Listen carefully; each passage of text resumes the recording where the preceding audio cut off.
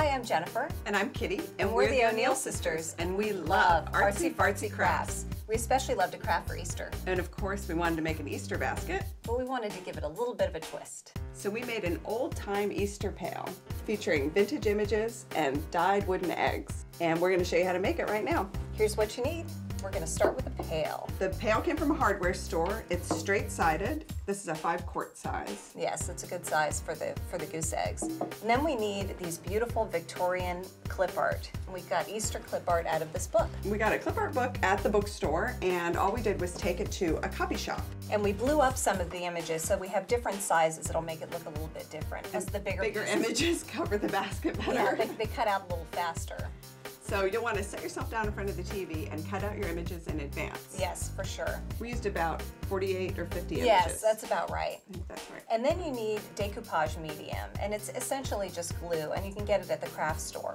We chose a matte finish for this project so it would look a little bit more vintage. Yeah, it gives us kind of an older look. Glossy might be too reflective and make it look a little too, I don't know, modern. Yeah. So. And we got wooden craft eggs. We chose goose eggs because we like the size for the scale of the pail. And those are also from the craft store. Yeah, they're a little kookier. And then we're going to dye them using just regular fabric dye that you get at the grocery store. So let's get started. Let's get going. The trickiest part of covering the pail with the clip art is that you're going to need straight edges to go at the top and the bottom. We're just painting right onto the pail.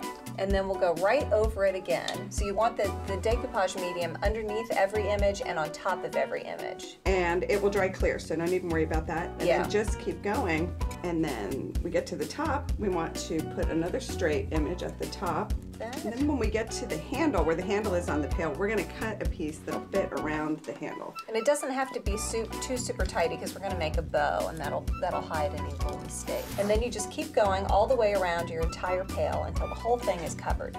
So now we just need to let the pail dry. And we'll let it dry for about 15 minutes. And while that's drying, let's dye some eggs. Oh, good. We basically just put about 1.5 cups of water in a microwave-safe container and microwaved it. So we're going to put only 1 teaspoon in of classic fabric dye. To dye the eggs, we're going to use tongs. We're going to dip it for just about 1 second. You may be tempted to set it in there and let it go. No. It will take that dye very quickly, these wooden eggs. We saved an old egg carton to use as a drying rack for our eggs. So we'll just keep going until we have about 8 eggs for the whole basket. Now we're just going to let these dry. And how long will they take to dry?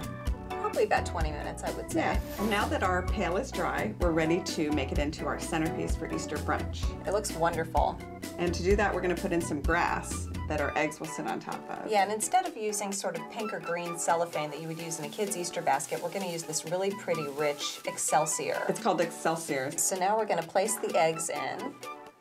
These eggs came out wonderful. You can see the wood grain in them, which is really pretty. Oh, that looks almost great. Done, but we're going to need a bow to finish it off. So now that the bow is on our basket, beautiful Easter centerpiece is all ready for Sunday brunch. We love this craft. It's so easy to do, you could do it with kids. And the wonderful images make for a lovely old-time Easter basket. We're the O'Neill sisters. Happy Easter.